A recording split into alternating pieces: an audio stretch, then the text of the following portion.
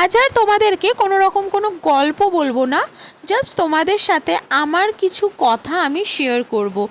আর প্রচণ্ড পরিমাণে বৃষ্টি হচ্ছে আমাদের এখানে, তোমরা বুঝতেই পারছো, ব্যাকগ্রাউন্ডে বৃষ্টির আওয়াজ তো তোমরা শুনতেই পাচ্ছ। দেখো এই যে আলপনাটা, এই আলপনাটা আমাদের গত বছর আমাদের বারোয়ারির পুজোতে আমি আলপনাটি করেছিলাম। আলপনাটি আগে থেকেই একটা দাদা তার আগে করে রেখেছিল, সেটা নষ্ট হয়ে যাওয়ায় বা উঠে যাওয়ায় আমাকে আবার নতুন করে করতে বলা হয়েছিল।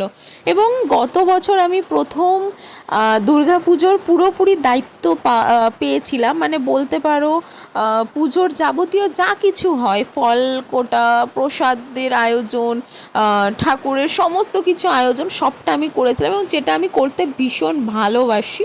তো প্রথম দায়িত্ব ছিল আমার এই মন্দিরটাকে সুন্দরভাবে আবার আলপনা দিয়ে সাজানো, যেটা আমি যতটুকু সম্ভব করেছিলাম। তো আজকে 1 বছর পর তোমাদের সাথে শেয়ার করছি, যেহেতু আমি নতুন চ্যানেল খুলেছি, তো তোমাদের ভালোবাসায় একটু একটু করে এগিয়ে যেতে চাই, তাই তোমাদের সাথে কিছু জিনিস, কিছু কথা আগের এখনের মিলিয়ে মিশিয়ে আমি শেয়ার করছি। ভালো লাগলে একটা লাইক করে দিও। আর দেখো আমাদের এখানের প্রতিমা।